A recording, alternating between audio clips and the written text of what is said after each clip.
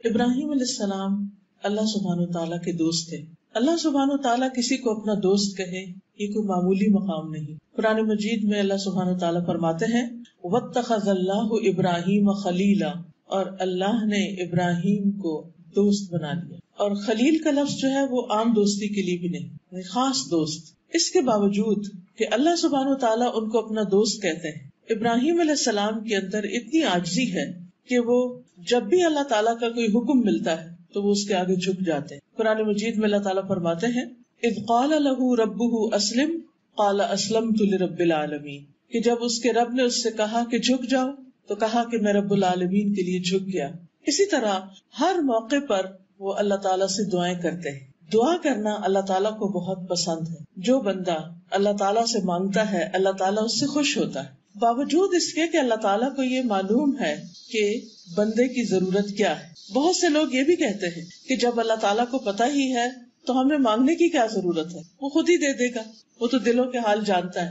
کوئی شک نہیں وہ جانتا ہے، لیکن اس کے باوجود وہ اس بات کو پسند کرتا ہے کہ بندے اس سے مانگے، اور جب کوئی اس سے نہیں مانگتا وہ تو ناراض ہوتا ہے. اس کے برعکس ہم دیکھتے ہیں کہ انسان جب انسانوں سے مانگتا ہے تو انسان ناراض ہوتے ہیں. قریبی رشتوں سے بھی اگر آپ کچھ مانگنا شروع کر دیں تو وہ بھی نظریں پھیر لیں گے. انسان سب سے زیادہ اپنے ماں باپ کے قریب ہوتا ہے.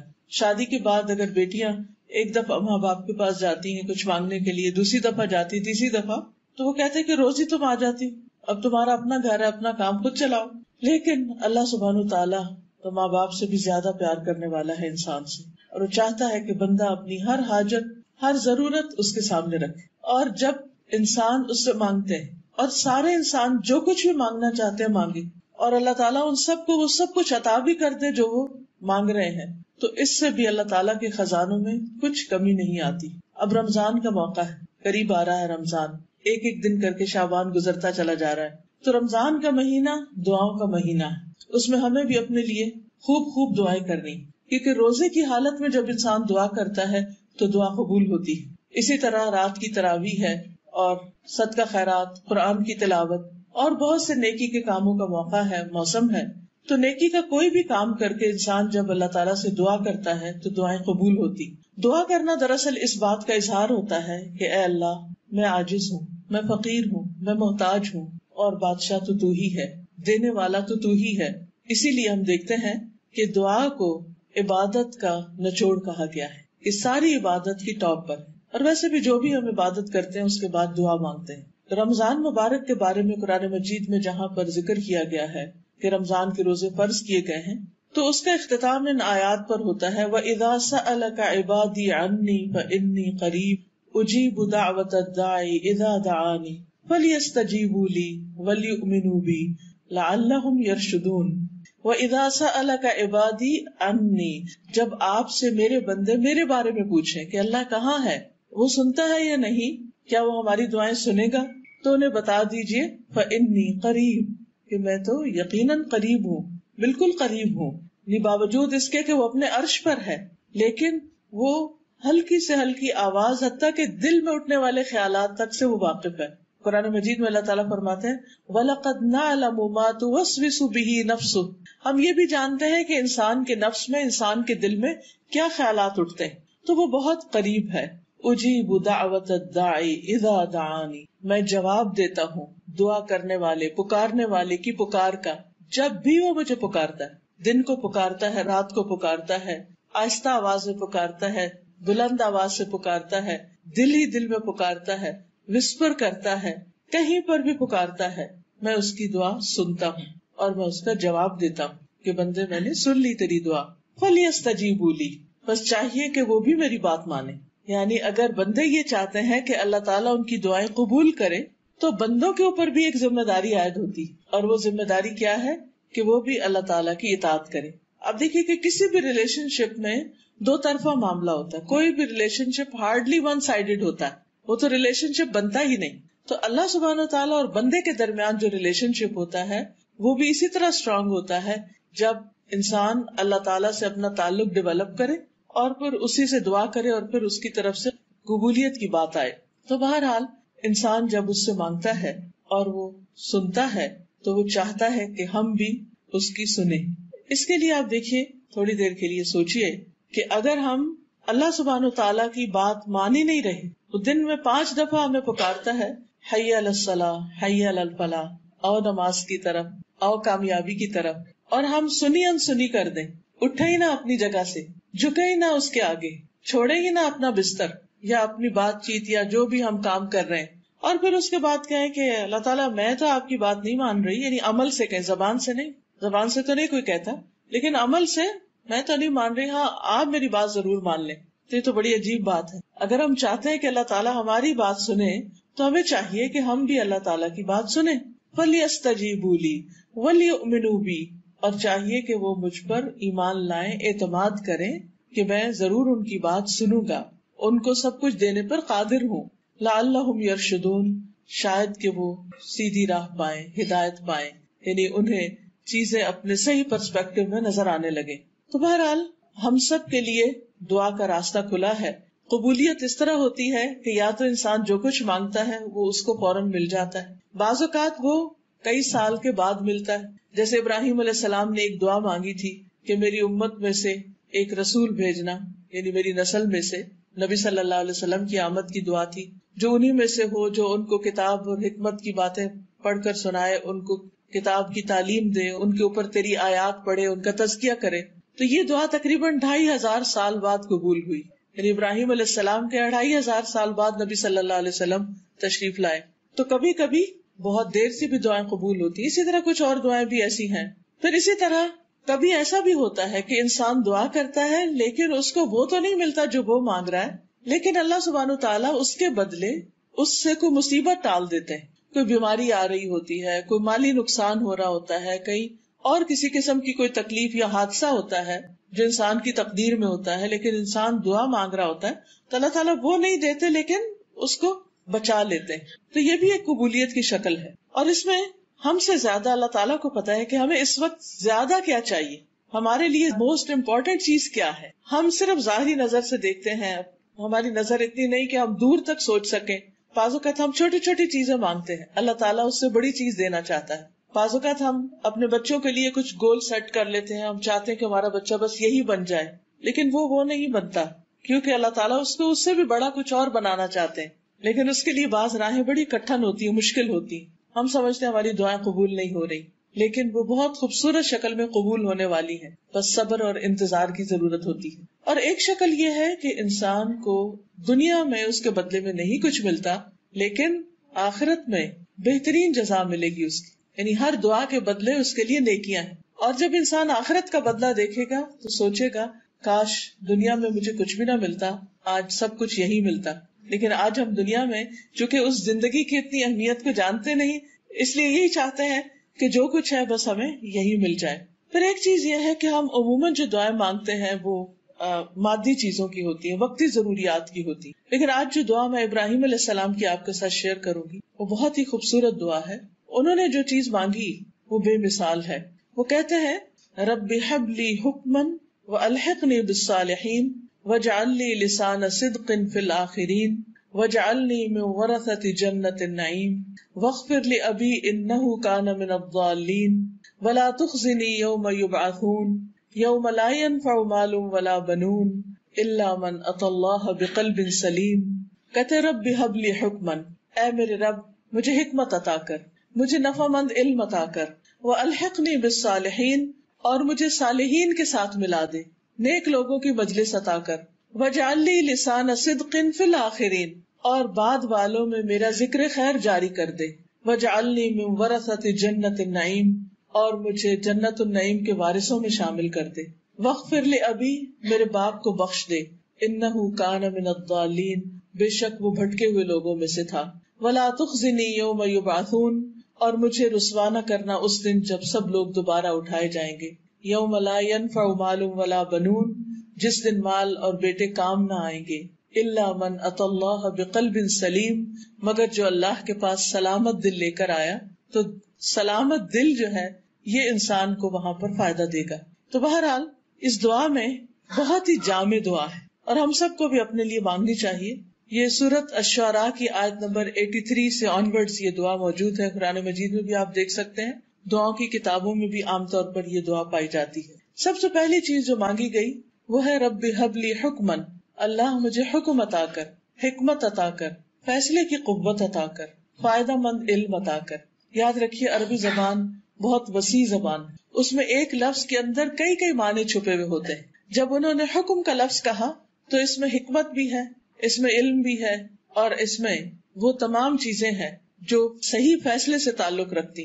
آپ دیکھیے کہ ہماری زندگی ہر وقت ہمارے فیصلوں کی محتاج ہوتی، ہمیں ہر کام میں ایک ڈیسیژن لینا پڑتا ہے۔ کچھ فیصلے بڑے بڑے ہوتے ہیں، کچھ فیصلے چھوٹے چھوٹے ہوتے ہیں۔ ہمارا عمل، ہمارا ایکشن یا لائن آف ایکشن وہی ہوتی ہے جو ہمارا فیصلہ ہوتا ہے۔ اگر فیصلہ غلط ہو جائے تو انسان غلط مقام پہ جا پہنچتا ہے۔ ایک چھوٹی سی مثال سے آپ دیکھیں کہ مثلاً آپ گاڑی چلا رہے ہیں اور اس وقت آپ اندازے سے ایک غلط موڑ مڑ جاتے ہیں، یہ بھی آپ کا ایک فیصلہ تھا، آپ کا خیال تھا کہ شاید ادھر سے شارٹ کٹ ہو، جلدی پہنچ جاؤ، لیکن ہوتا کیا ہے کہ وہ آپ کو اتنا زیادہ گھما دیتا ہے کہ آپ اصل وقت سے بھی بہت دیر سے پہنچتے ہیں۔ اب یہ آپ کا فیصلہ تھا، اپنی چوائس تھی۔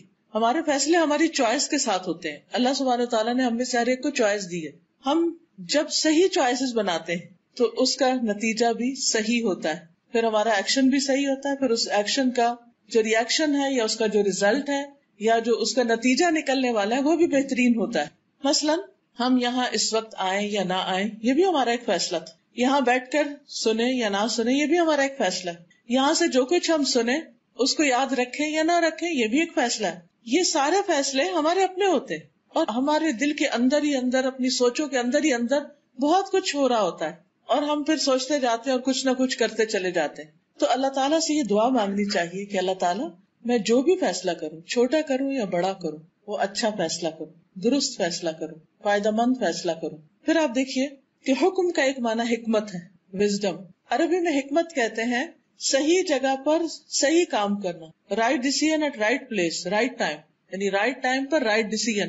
پھر اس میں بھی حکم اور حکمت میں، فیصلے اور حکمت میں ایک کنیکشن ہے کہ رائٹ ٹائم پر رائٹ ڈیسیژن لینا، ہر چیز کو اس کی اپنی اصل جگہ پر رکھنا، یہ حکمت کہلاتا ہے۔ اللہ سبحانہ وتعالیٰ قرآن مجید میں فرماتے ہیں یؤتی الحکمت من یشاء ومن یؤت الحکمت فقد اوتی خیرا کثیرا، وہ حکمت عطا کرتا ہے جس کو وہ چاہتا ہے، اور جس کو حکمت مل گئی اس کو بہت بڑی بھلائی نصیب ہو گئی، اس کو بہت بڑی خیر مل گئی۔ یعنی جو انسان عقل مند ہے، سمجھدار ہے، صحیح سوچ رکھتا ہے، پازیٹیو تھنکنگ رکھتا ہے اور صحیح فیصلے کرتا ہے تو اس کو زندگی گزارنے کا ایک بہترین طریقہ ہاتھ آ جاتا ہے۔ اب دیکھیے کہ کس موقع پر کتنی بات کرنا ہے، کسی غم کے موقع پر غم کتنا منانا ہے، کسی خوشی کے موقع پر خوشی میں ایکسائٹمنٹ کتنی ہونی چاہیے، کیا کرنا ہے کیا نہیں کرنا، شادی بیاہ کے معاملوں میں کہاں شادی کرنی ہے نہیں کرنی، شادی کے موقع پر کیا خرچ کرنا ہے کیا نہیں کرنا، بچوں کو تعلیم دینی تو کتنی دینی، کیا دینی کیا نہیں دینی، ایون بچوں کی تربیت میں ان کے ساتھ معاملہ کرنا تو کیسے کرنا ہے، کس وقت ان کے ساتھ نرمی کرنی ہے،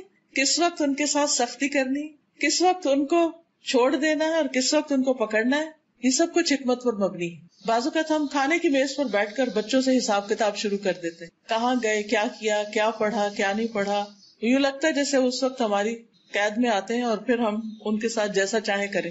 حالانکہ کھانا کھانے کا وقت ایسا نہیں کہ جس میں انسان کوئی تلخ بات کرے یا ایسی بات کرے کہ جس سے لوگ قریب آنے کی بجائے اور دور ہو جائیں۔ وہ ہلکی پھلکی بات چیت کرنے کا وقت ہوتا ہے، بڑے بڑے فیصلے کرنے کا وقت نہیں ہوتا۔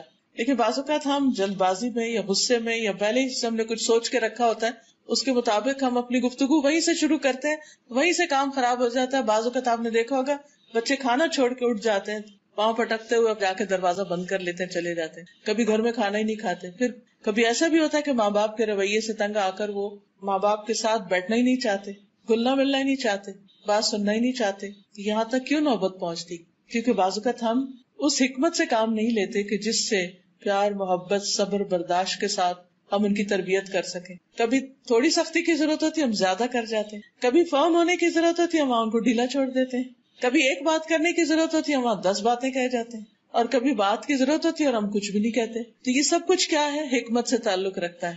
یہ بھی اللہ سبحانہ وتعالیٰ کی دین ہوتی ہے، یہ بھی توفیق ہوتی ہے۔ اس پر اللہ تعالیٰ سے دعا کرنی چاہیے کہ اللہ ہمیں صحیح وقت میں صحیح بات کرنے کی توفیق عطا فرما، صحیح فیصلوں کی توفیق عطا فرما۔ اسی طرح آپ دیکھیں باقی معاملات میں بھی جو کچھ ہم کام کرتے ہیں، مثلاً اگر ہم کوکنگ کر رہے ہیں، ایک چائے کا کپ بھی اگر ہم نے پکانا ہے تو آپ دیکھیے اس کو بھی اگر پانی کو زیادہ ابال دیں گے تو کیا ہوگا، کم ابالیں گے تو کیا ہوگا، پتی زیادہ ڈال دیں گے تو کیا ہوگا، کم ڈالیں گے تو کیا ہوگا، دودھ زیادہ ڈال دیں گے تو کیا، کم ڈالیں گے تو کیا. ان ساری چیزوں کا اس چائے کے کپ پر اثر پڑ رہا ہے. یہ سارے فیصلے تو ہمارے ہی، ہم نے کیا کرنا ہے.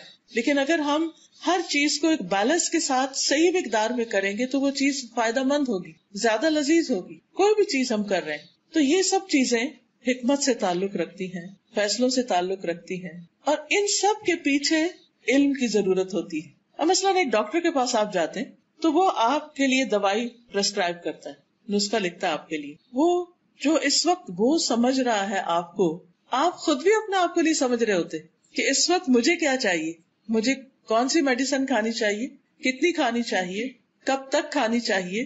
یہ آپ کے بہاف پر ڈیسیژن کون لیتا ہے؟ ڈاکٹر لیتا ہے، اور اسی کو لینا چاہیے. کیوں؟ اس لیے کہ اس کے پاس علم ہے، وہ علم جو میرے پاس نہیں ہے. تو زندگی میں صحیح فیصلے کرنے کے لیے صحیح علم بہت ضروری ہے. اسی لیے حکمن کا ایک معنی علم نافع بھی کیا گیا ہے، فائدہ مند علم. اور فائدہ مند علم وہی ہوتا ہے جو زندگی میں ہمارے کام آئے. بعض اوقات لوگوں کے پاس بڑی بڑی ڈگریاں ہوتی ہیں کہ بالکل ایک چھوٹی سی بات سمجھنا سمجھانا ان کو مشکل ہوتا ہے. کامن سینس بعض اوقات مسنگ ہوتی. یہ سب چیزیں بھی ہمیں اللہ تعالیٰ سے مانگنی چاہیے کہ اللہ تعالیٰ ہمیں صحیح علم عطا کر، حقیقی علم عطا کر، جس کی وجہ سے ہم اس زندگی میں صحیح فیصلے کر سکیں.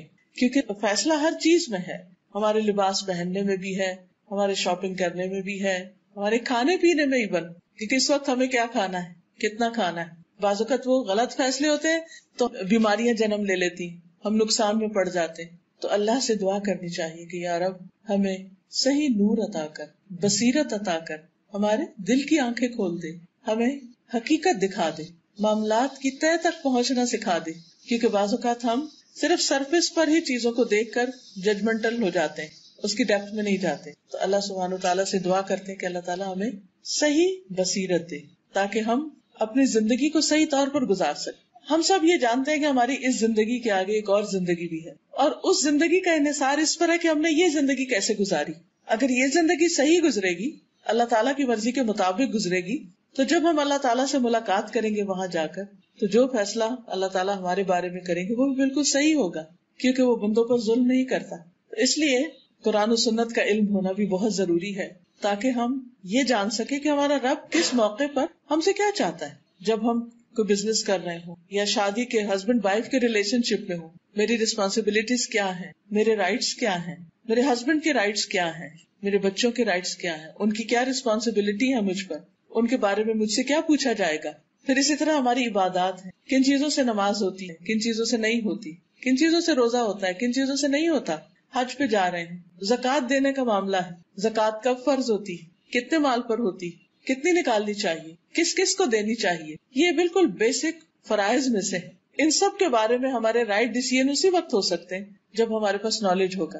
مثلا ہم نماز پڑھتے ہیں تو بعض اوقات ہم اس میں بھول جاتے ہیں، تو ہمیں سمجھ نہیں آتی کہ سجدہ صاحب کرنا ہے یا نہیں کرنا، وہ ڈیسیژن نہیں لے پا رہے ہوتے. اس کی وجہ کیا ہوتی ہے؟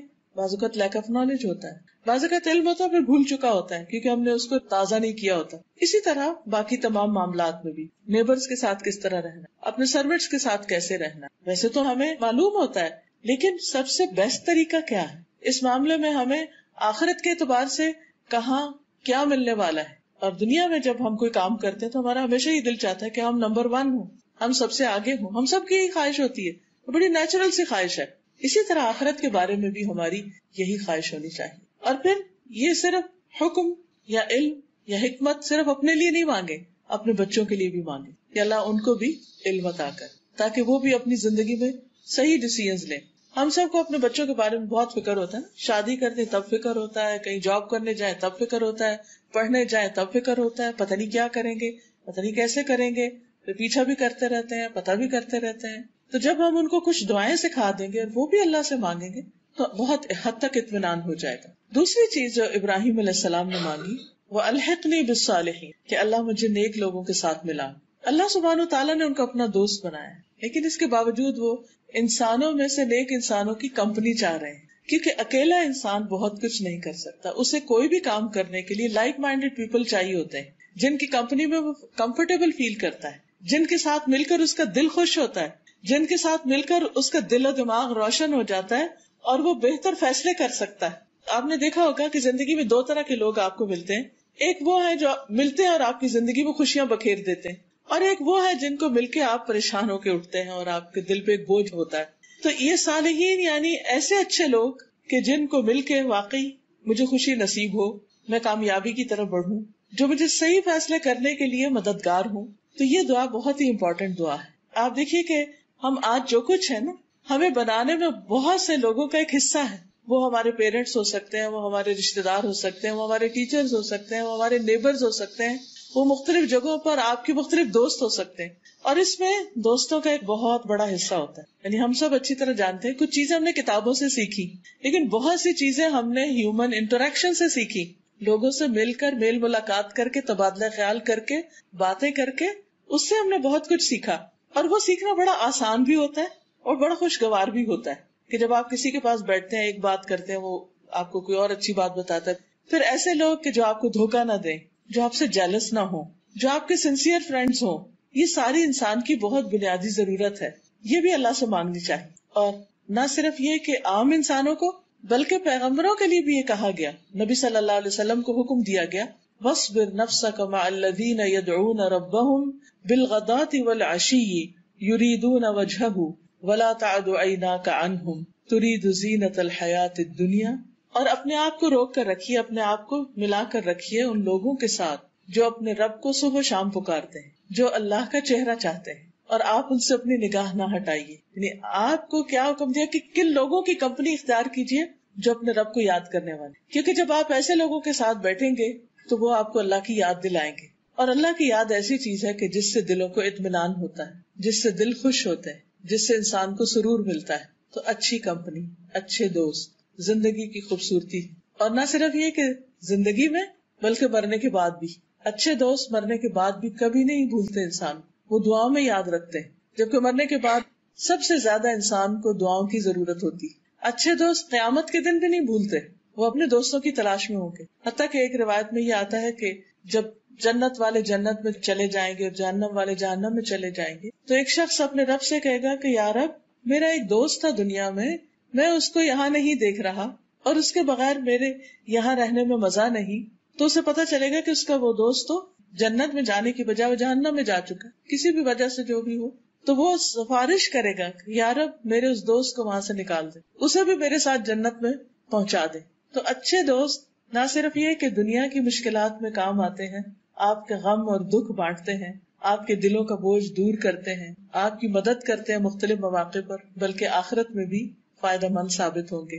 اسی لیے ہم دیکھتے ہیں کہ یوسف علیہ السلام، جن کو اللہ سبحانہ تعالیٰ نے مصر جیسے ملک کی حکومت عطا کی تھی اور پھر نبوت بھی عطا کی تھی، انہوں نے کیا دعا مانگی جب ان کے پاس سب کچھ تھا کہ فاطر السماوات والارض انت ولی فی الدنیا والآخرہ توفنی مسلما والحقنی بالصالحین. آسمانوں اور زمین کے پیدا کرنے والے اللہ سبحانہ تعالیٰ کو فریاد کر رہے ہیں، انت ولی فی الدنیا والآخرہ، تو ہی میرا دوست ہے دنیا اور آخرت میں. توفنی مسلما، مجھے اسلام کی حالت میں وفات دینا، یعنی میں اس وقت فوت ہوں جب میں تیری اطاعت اور فرما برداری کر رہا ہوں، اچھے کام کر رہا ہوں. کیونکہ انسان کا خاتمہ جس عمل پر ہوگا قیامت کے دن اسی عمل کے ساتھ اٹھایا جائے گا. اگر آپ کی وفات اچھے لوگوں کے ساتھ ہوتی ہے، اچھے ہاتھوں میں ہے، اچھا کام کرتے ہوئے دنیا سے جاتے ہیں. جیسے ایک حدیث میں آتا ہے کہ اگر کوئی شخص احرام کی حالت میں فوت ہو جائے، حج کرنے گیا، راستے میں ہی فوت ہو گیا، تو قیامت کے دن وہ اٹھے گا اور تلبیہ پکار رہا ہوگا، اسی حال میں اٹھے گا. اسی طرح اور بھی کچھ لوگوں کے بارے میں آتا ہے کہ جس طرح کی ان کی زندگی ہوگی اسی طرح کے وہ قیامت کے دن اٹھیں گے، یعنی آخری عمل جو ہوگا. تو کہتے ہیں توفنی مسلمن، کہ اللہ مجھے اسلام کی حالت میں فوت کرنا، اس حال میں کہ میں تیرا فرما بردار ہوں. وَأَلْحِقْنِي بِالصَّالِحِينَ، اور مجھے نیک لوگوں کے ساتھ ملا دے. ان کے پاس کس چیز کی کمی تھی؟ نہ دین کی نہ دنیا کی، ہر چیز تھی ان کے پاس، لیکن انہوں نے مانگا تو کیا مانگا؟ اچھے دوست مانگے، اچھی کمپنی مانگی. تو ہم سب کی بھی ایک بہت بڑی ضرورت ہے کہ ہمارے آس پاس کے لوگ، ہمارے ملنے جلنے والے، وہ اچھے ہوں، اس سینس میں کہ ہمارے لیے سنسیئر ہوں. انسان ملتا تو بہت سے لوگوں سے رہتا ہے، لیکن ہم نہیں جانتے کہ وہ ہمارے لیے کیا جذبات رکھتے ہیں اور وہ کس وجہ سے ہماری دوستی چاہتے ہیں. آپ دیکھیے کہ بعض اوقات دوستی کے پیچھے بھی کوئی مطلب ہوتا ہے، اور جب انسان کو پتا چلتا ہے کہ کوئی شخص صرف مطلب کے لیے دوستی کر رہا ہے تو یہ بہت تکلیف دہ ہوتا ہے. اور دنیا میں کئی دفعہ پتا چل جاتا ہے کہ جو سنسیئر دوست ہوتے ہیں وہ ہمیشہ ساتھ دیتے ہیں اور جو مطلب کے دوست ہوتے ہیں وہ مطلب پورا ہونے کے بعد نظر نہیں آتے. تو جب انسان نیک لوگوں کی دوستی مانگے گا، اچھے لوگوں کی، صالح کا مطلب ہوتا ہے اچھا، نیک، تو پھر وہ ہمیشہ کے لیے آپ کے لیے سنسیئر ہوں گے، آپ کے خیر خواہ ہوں گے، آپ سے سچی محبت کرنے والے ہوں. اور انسان کو اس دنیا میں اور خاص طور پر اس مٹیریلسٹک دور میں، یعنی ہمیشہ سے لوگوں کے اندر دنیا کی ایک محبت رہی ہے، لیکن آج کا دور میں کچھ زیادہ ہو گئی ہے یہ چیز. شاید ہماری نانی دادی کے وقت لوگ اتنا مٹیریلسٹک نہیں تھے جتنا اب ایک دنیا کی دوڑ لگ گئی ہے. ہر شخص اس دوڑ میں ایک طرح سے شریک ہوتا جا رہا ہے، تو اس میں بعض اوقات رشتوں کی پہچان بھی بھول جاتی. تو ایسے میں انسان جب یہ دعا کرتا ہے تو اس کو خاص خوشی اور سکون حاصل ہوتا ہے. اچھا، بچوں کی تربیت میں بھی آپ دیکھیے کہ اگر آپ کے بچوں کے دوست اچھے ہیں تو آپ بہت ہی خوش قسمت ہیں. پھر آپ کو فکر کی ضرورت نہیں، کیونکہ اچھے دوست ان کو اچھی راہ ہی بتائیں گے، اچھے مشورے دیں گے اور ان کو صحیح راستہ ملے گا. اور اگر ان کی کمپنی اچھی نہیں تو خواہ آپ نے گھر سے کتنی بھی تربیت کی ہو، بری کمپنی میں بیٹھ کے عام طور پر بچے پھر ویسے ہی ہونے لگتے ہیں، کیونکہ وہ انکار نہیں کر سکتے دوستوں کے مطالبات کا. بہت سے بچے پڑھنے میں بہت اچھے، قابل، سمجھدار، سب کچھ، لیکن برے دوستوں نے ان کو کسی کام کا نہیں چھوڑا. تو اس میں جو ہم اپنے بچوں کو نصیحتیں کریں یا ان کے لیے جس چیز کی فکر کریں اور جس چیز پر ہم نظر رکھیں وہ ان کے دوست بھی ہیں. اور یہ بچپن سے ہی، چھوٹی عمر سے ہی. ہمارے والد بہت میک شور کرتے تھے کہ ہم کہیں سے کوئی گالی نہ سیکھ کے آئیں، کوئی بیڈ ورڈ نہ یوز کریں، کوئی بولنے میں یا کسی ایسی چیز میں کوئی چیز شامل نہ ہو جائے کہ جو تربیت میں خلل ڈالے. تیسری چیز جو ابراہیم علیہ السلام نے مانگی وہ تھی وَاجْعَلْ لِي لِسَانَ صِدْقٍ فِي الْآخِرِينَ، کہ بعد والوں میں میری سچی نام بری کرنا. ہر انسان کو جانا ہے دنیا سے، لیکن ہر شخص مرنے کے بعد اپنے آثار چھوڑ کے جائے گا جس کے ساتھ اس کی یادیں وابستہ ہوں گی. اس وقت بھی آپ دیکھیے کہ جتنے بھی آپ کے دوست ہیں، رشتے دار ہیں، ان سب کے بارے میں آپ کی ایک سوچ ہے کہ ان کے ساتھ ایک آپ کا تصور ہے، ان کا ایک امیج ہے آپ کے ذہن میں. جب ان کا نام لیا جاتا تو آپ کو ان کی خاص تصویر نظر آنے لگتی کہ فلاں فلاں ایسا ہے، فلاں کا دل بہت بڑا ہے، فلاں بڑا بخیل ہے، فلاں اچھا ہے، فلاں اچھا نہیں ہے. ہمیشہ ایک فیلنگ ہوتی ہے یا کچھ وائبز ہوتی ہیں جو انسان کو محسوس ہوتی. اب آپ دیکھیے کہ مرنے کے بعد ہم کیا یادیں چھوڑ کر جائیں گے، لوگ ہمیں کس نام سے یاد کریں گے، یہ بھی بہت امپورٹنٹ ہے. کیونکہ مرنے کے بعد انسان کا جو نامہ اعمال ہے وہ تو بند ہو جاتا ہے. 3 چیزیں مرنے کے بعد بھی فائدہ دیتی: نیک اولاد جو دعائیں کرتی، علم جس سے فائدہ اٹھایا جاتا ہے، صدقہ جاریہ، اور مال جو اچھے کاموں میں انسان لگائے اور بعد میں اس کے لیے صدقہ جاریہ بنے. اور اس کے علاوہ لوگوں کی گواہیاں کہ وہ کسی کے پیٹھ پیچھے کیا کہتے ہیں اس کے بارے میں، اس کی تعریف کرتے ہیں یا اس کی برائیاں کرتے ہیں. اب آپ دیکھیے کہ ہر شخص اپنے اپنی سوچ کے مطابق کچھ کہتا ہے، لیکن وہ جو شعر بھی ہے نا کہ زبان خلق، جزاک اللہ، زبان خلق کو نقارہ خدا سے. یہ جو زبان خلق ہے نا، اس کی بھی اپنی ایک اہمیت، اس کی بھی ایک امپورٹنس. نبی صلی اللہ علیہ وسلم اپنے ساتھیوں کے ساتھ بیٹھے ہوئے تھے کہ ایک جنازہ گزرا تو لوگوں نے اس کے بارے میں کچھ برے الفاظ کہے کہ شخص اچھا نہیں تھا. آپ صلی اللہ علیہ وسلم نے فرمایا وجبت، واجب ہو گئی. لوگوں نے عرض کیا کہ یا رسول اللہ صلی اللہ علیہ وسلم کیا واجب ہو گئی؟ فرمایا جہنم واجب ہو گئی. تو لوگ بہت ڈر کے پوچھا کہ کس وجہ سے؟ آپ نے فرمایا ان باتوں کی وجہ سے جو تم اس شخص کے خلاف کر رہے تھے، یعنی تمہاری جو گواہیاں تھی، تم جو کچھ اس کے بارے میں کہہ رہے تھے، اس کی وجہ سے اس کا یہ انجام ہے. پھر ایک اور جنازہ گزرا، لوگوں نے اس شخص کی تعریف کی. آپ نے فرمایا وجبت. پوچھا گیا کیا؟ فرمایا جنت. وجہ پوچھی گئی تو بتایا گیا تمہاری اچھی تعریف کی وجہ سے. اب دیکھیے ہم عام طور پر ایک جملہ دہراتے ہیں، مجھے نہیں کسی کی پرواہ، جو مرضی کوئی کہے، میں تو بس جو ہوں سو ہوں. ٹھیک ہے، پرواہ نہیں ہونی چاہیے، انسان کو خود اچھا ہونا چاہیے، اور جب وہ اچھا ہوگا تو انشاءاللہ اللہ تعالیٰ اس کی اچھی شہرت بھی کر دے گا. لیکن یہ ضرور یاد رکھنا چاہیے کہ اللہ تعالیٰ ہمارے آثار بھی لکھ رہے ہیں. سورۃ یاسین آپ سب پڑھتے ہیں، اس میں آتا ہے اِنَّا نَحْنُ نُحْيِي الْمَوْتَى وَنَكْتُبُ مَا قَدَّمُوا وَآثَارَهُمْ. بے شک ہم مردوں کو زندہ کریں گے اور ہم لکھ رہے ہیں جو وہ آگے بھیج رہے ہیں اور جو اپنے پیچھے آثار چھوڑ رہے ہیں، جو ان کے فٹ پرنٹس ہیں، جو پیچھے یادیں چھوڑ کے جا رہے ہیں، جو کام دنیا میں چھوڑ کر جا رہے ہیں. کوئی کتاب لکھتا ہے، کوئی لوگوں کو ٹرین کرتا ہے، کوئی اچھی کنٹریبیوشن کرتا ہے، جو بھی اس کا نام بعد میں رہ جاتا ہے. تو جب تک وہ نام جس حوالے سے بھی باقی ہے، اچھے یا برے سے، وہ اس کے حق میں اجر یا اس کے لیے سزا کا باعث بنتا رہتا ہے. تو ابراہیم علیہ السلام نے اس کی بھی دعا مانگی، اور آپ دیکھیے کہ ابراہیم علیہ السلام کی دعا کتنی اچھی طرح قبول ہوئی کہ اس کے بعد اللہ تعالیٰ نے ان کی نسل میں خیر جاری کی، ان کو اسماعیل اور اسحاق جیسے بیٹے عطا کیے. اسحاق علیہ السلام سے یعقوب علیہ السلام پیدا ہوئے، یعقوب علیہ السلام سے آگے ان کے 12 بیٹے، اور انہی میں سے یوسف علیہ السلام، اور انہی میں سے بنی اسرائیل کی نسل چلی. دوسرے بیٹے اسماعیل علیہ السلام سے نبی صلی اللہ علیہ وسلم پیدا ہوئے، اور دنیا میں آپ کا ذکر خیر جاری ہوا. اب دیکھیے ہم سب اپنی نمازوں میں جو درود پڑھتے ہیں اس میں ابراہیم علیہ السلام کا ذکر خیر کرتے ہیں. یہ ان کی دعا کی قبولیت کا نتیجہ ہے. لاکھوں کروڑوں لوگ ہر روز اپنی نمازوں میں ابراہیم علیہ السلام کے لیے دعا کر رہے ہیں. اللہم بارک، اللہم صلی علی محمد وعلی آل محمد کما صلیت علی ابراہیم وعلی آل ابراہیم انک حمید مجید، اور اللہم بارک علی محمد وعلی آل محمد کما بارکت علی ابراہیم وعلی آل ابراہیم. تو ہر نماز میں ان کا ذکر خیر ہوتا ہے. یہ کیوں ذکر خیر ہوتا ہے؟ ان کی برکتوں کا اور ان پر اللہ کی رحمتوں کا، کیونکہ انہوں نے زندگی میں کام ایسے کیے. اگرچہ انہیں کافی امتحانوں سے گزرنا پڑا لیکن وہ ہر جگہ ثابت قدم رہے اور نیکی پر جمے رہے.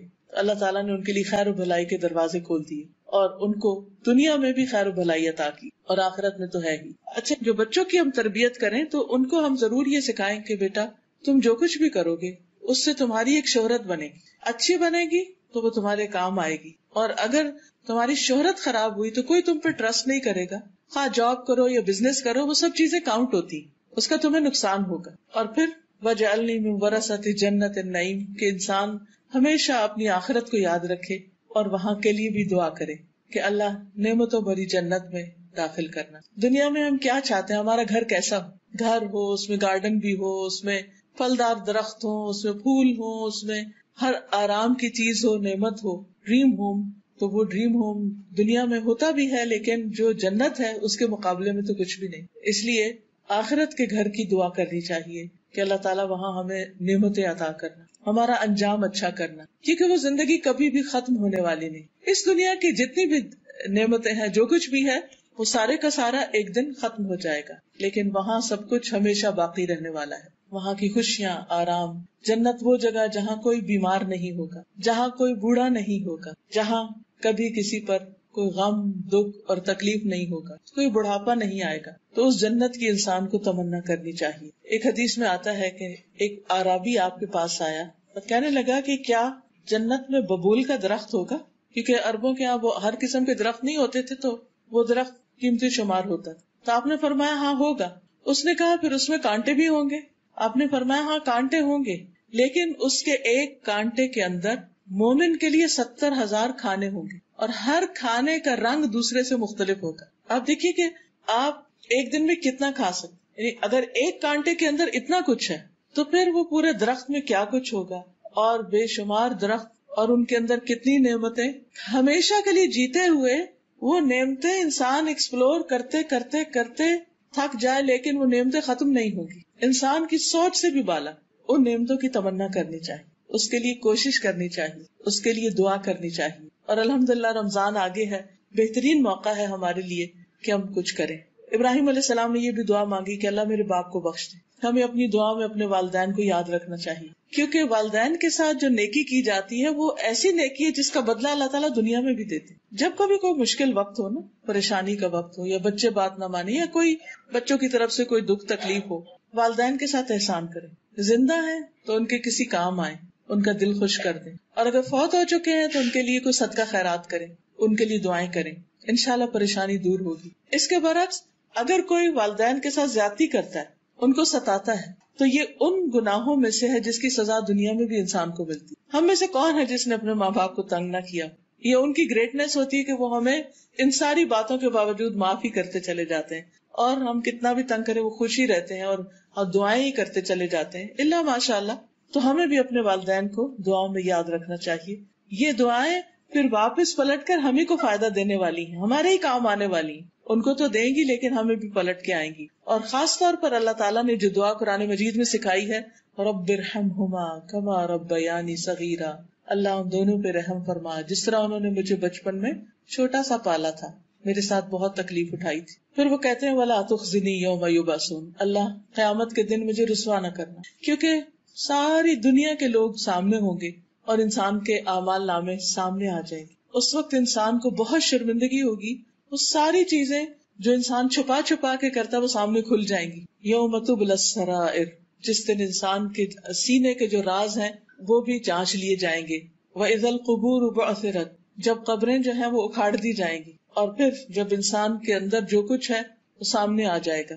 علمت نفس ما قدمت وأخرت، اور انسان کو پتہ چل جائے گا کہ اس نے پہلے کیا کیا بعد میں کیا کیا. دوسری جگہ پر آتا ہے کہ انسان جان لے گا ما احضرت، کہ وہ کیا لے کے حاضر ہوا ہے. پھر اسی طرح انسان یومئذ تعرضون لا تخفى منکم خافیہ، اس دن تم پیش کیے جاؤ گے اور تمہاری کوئی بات چھپی ہوئی نہ ہوگی. وہ دن اگر انسان کو اللہ تعالیٰ اس کے عیب یعنی بندوں کے عیب نہ چھپائے تو انسان چھپ نہیں سکے گا. سامنے اس کے ہاتھ میں نامہ اعمال اس کا دے دیا جائے گا. فَأَمَّا مَنْ أُوتِيَ كِتَابَهُ بِيَمِينِهِ، اور دوسری طرف وَأَمَّا مَنْ أُوتِيَ كِتَابَهُ بِشِمَالِهِ، کچھ لوگوں کا نامہ اعمال دائیں ہاتھ میں ہوگا اور کچھ کا بائیں میں. جو دائیں ہاتھ میں ہوگا وہ کہے گا فَيَقُولُ هَاؤُمُ اقْرَءُوا كِتَابِيَهْ، آؤ پڑھو میرا نامہ اعمال.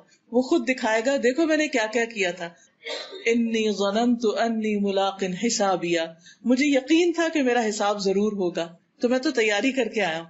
جس شخص کو پتا ہوتا ہے میرا امتحان ہے وائوا ہے تو وہ سوتا نہیں ہے، وہ اپنی تیاری میں رہتا ہے کہ مجھے پاس ہونا ہے، کیونکہ وہاں فیل ہونے کا مطلب بہت بڑی ناکامی ہے.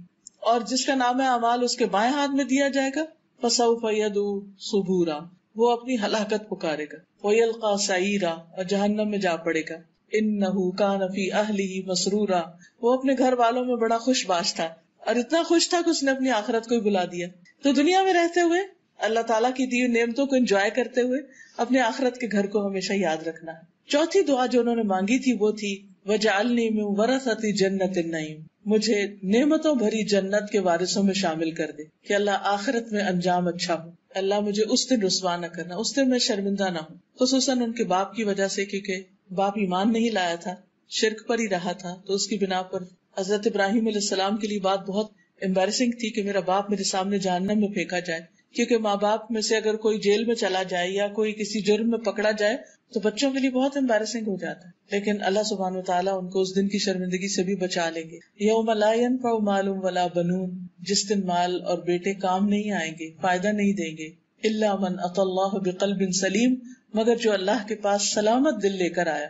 مال اور بیٹے ایک صورت میں کام آتے ہیں، اور وہ یہ کہ مال اچھے کاموں میں دنیا میں لگایا جائے جس سے انسان اپنی آخرت بنائے، صدقہ جاریہ کمائے، اور بچوں کو بھی اچھے آداب، اچھی تعلیم، اچھے مینر سکھائے جائیں، اللہ سبحانہ تعالیٰ کا فرما بردار بنایا جائے، تاکہ ہمارے مرنے کے بعد جب وہ نماز پڑھے تو کم از کم اس وقت تو ضرور دعا کر لیں ربنا اغفر لی ولوالدی وللمؤمنین یوم یقوم الحساب.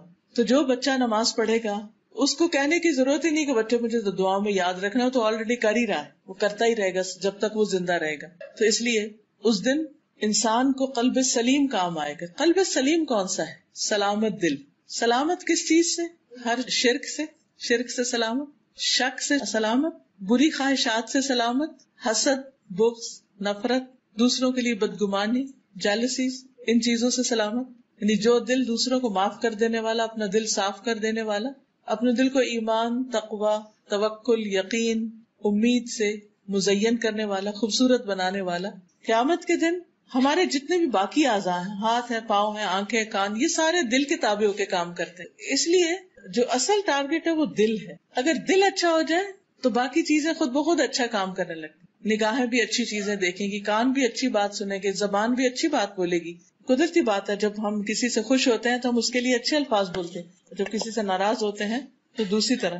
تو اس لیے بہت ضروری ہے کہ ہم اپنے دلوں پر کام کریں اور اپنے دل کا جائزہ لیتے رہیں، اپنے دل کا خود ہی محاسبہ کرتے رہیں کہ دل میں ایمان کی کیفیت کیا ہے، دل میں اللہ تعالیٰ کی محبت کتنی، دل میں خیر کے نیکی کے کاموں کی کتنی محبت. کیا یہ دل نماز میں لگتا ہے یا نہیں لگتا؟ کیا یہ دل قرآن پڑھتے ہوئے لگتا ہے یا نہیں لگتا؟ خصوصاً رمضان میں روزے کی حالت میں دل کی کیفیت کیا ہے؟ دل کے اندر ایک امن، اطمینان اور سکون ہے یا نہیں؟ کسی کا قول ہے کہ ایک دنیا کی جنت ہے اور ایک آخرت کی جنت ہے. جو دنیا کی جنت میں داخل نہیں ہوا وہ آخرت کی جنت میں داخل نہ ہو سکے گا. اور دنیا کی جنت دل کی خوشی ہے، دل کا اطمینان ہے، دل کا سکون ہے. کہ دنیا میں کچھ بھی ہوتا رہے لیکن انسان اپنے اندر ایک اطمینان پائے، ضمیر پر کوئی بوجھ نہ ہو، اپنے رب کو راضی کرتا رہے، بندوں کے حقوق ادا کرتا رہے، تاکہ جب اس دنیا سے جائے تو اچھی حالت میں جائے. جس طرح صحابہ کے لیے اللہ تعالیٰ نے فرمایا رضی اللہ عنہم ورضوا عنہ، اللہ ان سے راضی ہو گیا اور وہ اللہ سے راضی ہو گئے. تو جب انسان اللہ سے راضی ہو جاتا ہے نا، اللہ کے فیصلوں سے راضی ہو جاتا ہے، تو یہ دل سلیم ہو جاتا ہے، اطمینان ہو جاتا ہے. کتنی چیزیں ہماری مرضی کے خلاف ہو رہی ہوتی ہیں نا، لیکن ہم پھر ان کو کیوں قبول کر لیتے ہیں کہ اللہ ہم تجھ سے خیر چاہتے ہیں، لیکن بہرحال جو تیرا فیصلہ ہے وہی میرا فیصلہ. تو جس حال میں مجھے رکھے میں اس پر راضی. رضیت باللہ ربا وبالاسلام دینا وبمحمد نبیا. تو ایسے دل کے ساتھ انسان جب دنیا سے رخصت ہوتا ہے تو قبر کا جتنا بھی عرصہ ہے اس میں بھی دل سکون میں ہوگا. موت کے وقت دل کی حالت جو ہے اس کو سیل کر لیا جاتا ہے. اگر اطمینان میں ہے قبر بھی اطمینان میں. قیامت کے دن جب سب لوگ اٹھیں گے اور گھبراہٹ کے عالم میں ہوں گے تو کچھ لوگ اس وقت بڑے پرسکون ہوں گے. یہ وہی لوگ ہوں گے جو دنیا میں غم، خوشی، رن، بیماری ہر حال میں راضی برضا رہتے، اور دنیا میں باقی ایسے لوگ پائے جاتے. پچھلے دنوں ہماری ایک ساتھی کو کینسر ہو گیا تو ہم سب لوگ بہت ہی اس کے لیے پریشان تھے کہ اس پہ کیا گزر رہی ہوگی. بالکل ینگ، چھوٹے چھوٹے 3 بچے اور بہت ہی ماشاءاللہ قابل اور ایفیشینٹ اور بہت ہی جسے کہتے ایکٹیو خاتون. لیکن جب میں ان کو دیکھنے کے لیے گئی تو بڑے اطمینان کی حالت میں، اور مجھے بڑی حیرت بھی ہوئی کہ ایک انسان جس کی بیماری شاید 3rd یا 4th ڈگری پہ تھا، وہ کینسر، جس کی بیماری ایسی ہو کہ ڈاکٹر اس کو بس زندگی سے مایوس کر رہے ہوں. ویسے تو ہمیں سارے کو کوئی پتہ نہیں کون کس وقت چلا جائے، لیکن ایسی بیماری ہے جو انسان کو ہلا کے رکھ دیتی. لیکن جب میں نے ان کی باتیں سنی اور ان کا اطمینان کہ یہ بیماری میرے لیے بڑی رحمت ثابت ہوئی ہے، میں اللہ کے قریب ہو گئی ہوں، میں نے لوگوں سے معافی مانگ لی ہے، میں ہر وقت کام کی ایک دوڑ میں تھی، اب مجھے نماز میں، دعا میں، اچھے کاموں میں دل لگتا ہے میرا، کیونکہ مجھے پتا کہ آگے یہی کام آنے ہیں. تو اللہ تعالیٰ نے شکر ہے مجھے اچانک نہیں لے لیا، مجھے موقع دے دیا کہ میں کچھ کر سکوں. اور اس طرح کی بہت اچھی باتیں. تو واقعی مجھے حیرانی ہوئی کہ اتنے تکلیف دہ حال میں، اور وہ پریگنٹ بھی تھی، اس نے اپنی کیمو تھراپی ڈیلے کرائی کہ ڈیلیوری ہو جائے تو اس کے بعد پھر کیمو. بہرحال تکلیف دہ مرحلہ، درد، اور پھر سر میں چلا گیا اور چکر اور سب کچھ. لیکن اس کے باوجود اطمینان اور اللہ سے اچھا گمان کہ اللہ نے میرے لیے برا نہیں کیا، میرے لیے اس میں بڑی بھلائی ہے. مجھے اپنی غلطیاں بہت سی نظر آئی ہیں، اور کچھ میسجز تھے اس کے لوگوں کے لیے کہ صحیح غذا ہو، صحیح وقت پہ سونا جاگنا ہو، اور اسی طرح کی جو عام طور پہ ہیلتھ کانشیس لوگ کرتے رہتے ہیں. لیکن سب سے بڑی بات یہ تھی کہ اللہ کے بارے میں گمان اچھا. تو جب بندہ اللہ کے بارے میں گمان اچھا رکھتا ہے تو اللہ تعالیٰ بھی اس سے اچھا معاملہ کرتا ہے. لیکن جب وقت مصیبت آتی ہے اس وقت ہمارے منہ سے کیا نکلتا ہے، اصل مشکل تو یہ ہے آخری وقت میں کیا نکلے گا. جب کوئی اس حال میں دنیا سے رخصت ہو کہ اس کا گمان اللہ کے بارے میں اچھا تو آگے اچھا ہی اچھا ہے. تو اللہ تعالیٰ سے دعا ہے کہ اللہ تعالیٰ ہمیں زیادہ سے زیادہ اچھے کاموں کی توفیق عطا فرمائے. کچھ باتیں شہر رمضان کے حوالے سے جو بیسک کرنے کا کام ہے وہ ایک ہے، اور جس کے لیے اللہ نے روزے فرض کیے، اور وہ ہے تقویٰ کا حصول، کہ ہمارے دلوں میں اللہ کا ڈر پیدا ہو، اللہ کی محبت ہو، ہم اپنا تزکیہ کریں. اور تقویٰ کا مقام بھی دل ہے، یعنی پھر اپنے ہی دلوں پر اپنے اوپر ورک کرنے کی بات ہے کہ اس میں جب قرآن کی تلاوت کریں گے تو دل صاف ہوں گے، نمازیں پڑھیں گے تو وہ بھی دلوں پہ اثر ڈالیں گی، روزہ رکھیں گے تو اس کا بھی ایفیکٹ دلوں پر ہی آئے گا. تو ہمارا ایک ہی گول ہونا چاہیے رمضان میں کہ ہم اللہ کے اور قریب ہو جائیں، کیونکہ جانا جو اسی کے پاس ہے، اس کے قرب کے ساتھ جائیں گے تو معاملہ اور ہوگا، دوری کے ساتھ جائیں گے تو پھر اور ہوگا. اللہ تعالیٰ سے دعا ہے کہ اللہ تعالیٰ اچھے کاموں کی توفیق عطا. دعا کر لیں. سبحان اللہ والحمد للہ ولا الہ الا اللہ واللہ اکبر ولا حول ولا قوة الا باللہ العلی العظیم. اللہم صلی علی محمد وعلی آل محمد كما صليت على إبراهيم وعلى آل إبراهيم إنك حميد مجيد. اللهم بارك على محمد وعلى آل محمد كما باركت على إبراهيم وعلى آل إبراهيم إنك حميد مجيد. ربنا آتنا في الدنيا حسنة وفي الآخرة حسنة وقنا عذاب النار. ربنا لا تزغ قلوبنا بعد إذ هديتنا وهب لنا من لدنك رحمة إنك أنت الوهاب. ربنا هب لنا من ازواجنا وذرياتنا قرة اعين واجعلنا للمتقين اماما. اللهم اكفنا بحلالك عن حرامك واغننا بفضلك عمن سواك. لا اله الا الله وحده لا شريك له، له الملك وله الحمد وهو على كل شيء قدير. سبحان الله والحمد لله ولا اله الا الله والله اکبر ولا حول ولا قوة الا بالله العلی العظیم. استغفر اللہ ربی من كل ذنب واتوب الیہ. اللہ اکبر کبیرا والحمد للہ کثیرا وسبحان اللہ بکرۃ واصیلا اللہم انی اسألک من الخیر کلہ عاجلہ وآجلہ ما علمت منہ وما لم اعلم واعوذ بک من الشر کلہ عاجلہ وآجلہ ما علمت منہ وما لم اعلم لا الہ الا اللہ وحدہ لا شریک لہ لہ الملک ولہ الحمد وہو علی کل شیء قدیر۔ اے اللہ، اے رب العالمین، آپ ہر چیز پر قادر ہیں۔ یا رب العالمین، تو ہمیں ایمان کی دولت نصیب فرما، تقوی کی دولت نصیب فرما، اپنی محبت عطا فرما، اپنی خشیت عطا فرما، ہمیں قلب سلیم عطا فرما، ہمیں نفع مند علم عطا فرما، ہمیں حکمت عطا فرما، ہمیں نیک ساتھی عطا فرما، ہمیں مرنے کے بعد ذکر خیر عطا فرمانا، ہمیں جنت النعیم عطا فرمانا، ہمارے والدین کو بخش دینا، اللہ ہمیں قیامت کے دن رسوا نہ کرنا۔ یا رب العالمین، ہمیں دنیا کی بھلائیاں بھی عطا فرما۔ یا اللہ، ہمیں اپنا محتاج رکھنا، بندوں کی محتاجی سے بچانا۔ یا اللہ، تو صحت اور زندگی اپنی رضا کے مطابق گزارنے کی توفیق عطا فرمانا، رزق حلال عطا فرمانا، نیک اور صالح اولاد عطا فرمانا، ہماری نسلوں میں خیر جاری کر دینا، ہمارے بچوں کو دنیا اور آخرت کی کامیابیاں عطا فرمانا، انہیں ہماری آنکھوں کی ٹھنڈک بنا دینا۔ یا اللہ، ہمارے دوستوں، عزیزوں، رشتہ داروں پر اپنی رحمت فرمانا، ان سب کی مشکلات دور فرمانا۔ اللہ، بیماروں کو صحت عطا فرما، دکھی لوگوں کے دکھ دور فرمانا۔ اللہ، افواج پاکستان کی حفاظت فرمانا، ان کو دن دگنی رات چگنی ترقی عطا فرمانا، انہیں ہر دشمن اور ہر حاسد کے شر سے محفوظ رکھنا۔ یا رب العالمین، جو کچھ وہ کر رہے ہیں، جو بھی ملک و دین کی خدمت کر رہے ہیں، یا اللہ اس خدمت کو قبول فرما اور ان کو دنیا اور آخرت میں عزت عطا فرما۔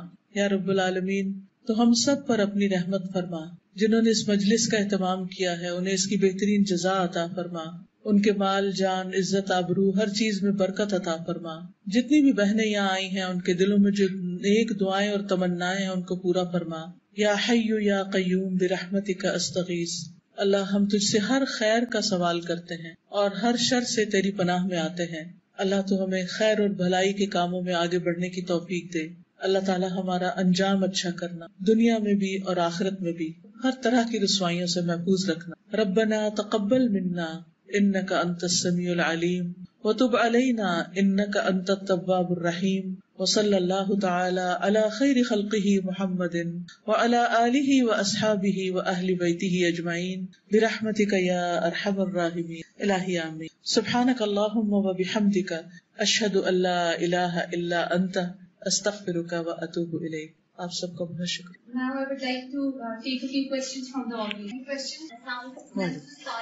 آپ سے سوال ہی کرنا تھا جو آپ نے بتایا جنت اور دوست کا فیصلہ لوگوں کی گواہیوں پہ۔ ڈاکٹر صاحبہ، اکثر جیسے ہم لوگوں کو برے ہی اس میں یاد کر رہے ہیں، بہت کم ہے کہ ہم کسی نیکی کو ریئلائز کریں اور بتائیں، تو اس کا فیصلہ اگر تو وہ صحیح بات کر رہے ہیں پھر تو وہ ویلڈ ہوگی گواہی، لیکن اگر ان کی گواہی ہی جھوٹی ہے، وہ غلط بات کر رہے ہیں جو کہ حقیقت پر مبنی نہیں، تو وہ گواہی ایکسپٹ نہیں کی جائے گی۔ جیسے دنیا کی عدالت میں بھی یعنی ایک معیار ہوتا ہے گواہی کا۔ جی بھیا، یہ جو دعا کارڈ ہے آپ کے ہاتھ میں، میں نے ابھی دیکھا ہے الحمدللہ کا، یہ بہت ہی اچھی دعائیں ہیں۔ جب بندہ اللہ تعالیٰ کا شکر ادا کرتا ہے، اللہ تعالیٰ نعمتیں اور عطا کرتا ہے، تو اللہ تعالیٰ کی تعریف ہے اس میں۔ اور آپ رمضان میں جیسے دن میں اگر قرآن پاک پڑھا اس کے بعد اگر پڑھ لیں تو انشاءاللہ تعالیٰ بہت فائدے کی چیز ہوتی۔ جی، دل کی صفائی کے لیے 3 چیزیں بہت فائدہ دیتی۔ ایک، قرآن مجید کا پڑھنا اور سمجھنا، کیونکہ قرآن مجید دل پر نازل ہوا ہے نبی صلی اللہ علیہ وسلم، اور قرآن مجید میں آتا ہے شفاء لما فی الصدور، کہ قرآن شفا ہے ان بیماریوں کی جو سینوں میں ہے، یعنی دل میں ہے۔ تو دل کی جتنی بھی بیماریاں ہیں ان کے لیے قرآن کا پڑھنا شفا ہے۔ دوسری چیز، موت کی یاد۔ انسان کسی سے حسد کیوں کرتا ہے یا کسی کی برائی کیوں کرتا ہے؟ کیونکہ وہ دیکھتا ہے کہ وہ دنیا میں اس سے آگے نکل رہا ہے یا اس کو نعمت مل گئی ہے۔ تو جب انسان کے اندر دنیا کی محبت نہیں ہوگی، آخرت کی فکر زیادہ ہوگی، تو obviously آٹومیٹیکلی اس کے اندر سے پھر جن کے پاس اس سے زیادہ بھی ہو تو ان کے بارے میں وہ برا نہیں سوچے گا۔ اور تیسری چیز یہ ہے اچھی کمپنی، کیونکہ عام طور پر ہمارے دل کے خیالات کیسے الٹتے پلٹتے جب ہم کسی سے بیٹھ کے باتیں کرتے ہیں۔ اگر ہماری سوچ منفی ہوگی لیکن دوست کی پازیٹیو ہے تو وہ ہماری منفی سوچ کو بھی وہ ٹھیک کرے گا کہ نہیں تم ایسے نہیں سوچو، اس کو اس اینگل سے بھی دیکھو، وہ اچھی ایڈوائس دے گا۔ تو یہ چیز پھر انسان کے دل کو سلامت رکھتی ہے. اور اگر دوست ایسے ہیں جو ہر وقت کسی کی چغلی کر رہے ہیں, کسی کی غیبت کر رہے ہیں, کسی کی باتیں بتا رہے ہیں, تو پھر وہ باتیں سن کے تو دل کا حال کیا ہوتا ہے, خوشی تھوڑی ہوتی. اور خصوصاً اگر کوئی ہمارے خلاف ہمیں ہی آ کے بتا رہا ہو. آج ہی میں اپنے بیٹے کو کتاب پڑھا رہی تھی, امام غزالی کی کتاب ہے بدایت الہدایہ, عربی کی کتاب ہے لیکن اس میں بہت اچھی اچھی باتیں بھی ہیں. تو اس میں انہوں نے دوست کا دوست پہ حق جو ہے وہ لکھا ہوا تھا, بڑی اچھی ایڈوائسز تھی. تو اس میں ایک بات وہ یہ کہتے ہیں کہ تمہارا دوست وہ سنسیئر نہیں ہو سکتا جو لوگوں کی باتوں کو جو انہوں نے تمہارے خلاف کی وہ لا کے تمہیں پہنچائے اور تمہیں لوگوں سے بدگمان کرے, یعنی تمہارے دل کو دکھائے کہ فلاں تمہارے بارے میں یہ کہہ رہا ہے, فلاں یہ کہہ رہا ہے. تو یہ دوستی کے حق کے خلاف ہے. اچھی بات تو جا کے دوست کو بتائیں, لیکن ایسی باتیں نہ بتائیں جس سے دوست دکھی ہو. ہاں, اگر آپ اس کو کسی شر سے خبردار کرنا چاہتے ہیں تو آپ اس کو اچھے الفاظ میں ایڈوائز دے سکتے ہیں کہ آپ ان لوگوں سے محتاط رہیں یا کوئی بھی اچھی بات, لیکن تکلیف دینے والی باتیں پہنچائی نہ جائیں. بڑے ہو جاتے ہیں جیسے نماز میں متعدد دفعہ کہا ہے کہ وہ بھی تنگ نہ پڑے, بلانا انہیں یا ان کو نماز کے وقت بہت دفعہ کہنے سے فائدہ نہیں ہے. ان کے ذہن تیار کریں کہ ہم نماز کیوں پڑھیں, ان کو پتا ہونا چاہیے, ان کے دل میں اللہ کی محبت پیدا کریں, ان کو نماز کے فائدے بتائیں, اور یہ اس وقت نہیں جب نماز کا ٹائم ہو. اس کے علاوہ کوشش یہ کریں کہ اپنے بچوں کے ساتھ دن یا رات کا کوئی حصہ ضرور مقرر کریں جس میں ان کے ساتھ اچھی باتیں شیئر کریں, جو اچھی چیزیں پڑھیں ان کو بتائیں. اگر آپ مثلا خود قرآن پڑھ رہے ہیں تو اس میں سے تھوڑی تھوڑی باتیں ان کو بھی بتائیں تاکہ ان کے دلوں میں اللہ کی محبت پیدا ہو. اگر بچوں کے دل میں اللہ کی محبت آ جائے, آخرتی فکر آ جائے, تو وہ ہم سے بھی زیادہ اچھے کام کرنے کے لیے تیار ہو جاتے. پھر کہنے کی ضرورت نہیں تھی. ہاں, چھوٹے ہوتے ہیں, ریمائنڈر دینا پڑتا ہے, لیکن پیچھا نہیں کرنا پڑتا. پھر وہ اس کو اون کر لیتے ہیں اس چیز کو. تو ان کی اچھی تعلیم اور اچھی تربیت جو ہے, جو ایک مسلمان ہونے کی حیثیت سے ہماری ذمہ داری ہے, کیونکہ قیامت کے دن اللہ تعالیٰ ہر ایک سے پوچھے گا کہ اس نے اپنے چھوٹوں کے ساتھ کیسا سلوک کیا, ان کی کیا ذمہ داری نبھائی.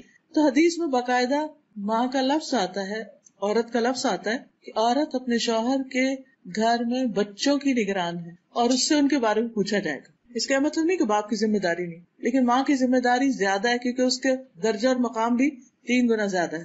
بچوں کے سامنے دین کو خوبصورت بنا کے پیش کریں, بوجھ نہ ڈالیں, سٹیپ بائی سٹیپ چلیں, تھوڑا تھوڑا بتائیں, ان کی غلطیوں کو اگنور بھی کریں. وہ بھی سیکھ رہے ہیں, پرفیکٹ نہیں ہو سکتے, مایوس نہ ہو ان سے, ان کے لیے دعائیں کریں, صبر سے کام لیں جس طرح ہمارے والدین نے ہمارے ساتھ صبر. جی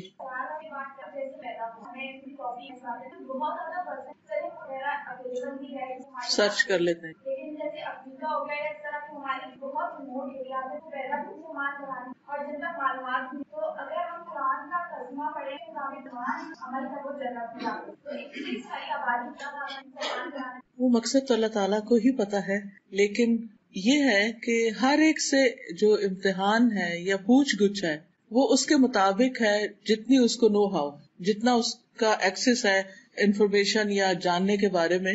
جس کے پاس سب کچھ ہے اور پھر وہ جان بوجھ کے ایکسپٹ نہیں کر رہا, اس کی بات مختلف ہے. 2 طرح کا اللہ تعالیٰ نے انسان کو علم دیا. ایک دیا ہے کتابوں کے ذریعے, پیغمبروں کے ذریعے, اور ہر قوم میں پیغمبر بھیجے.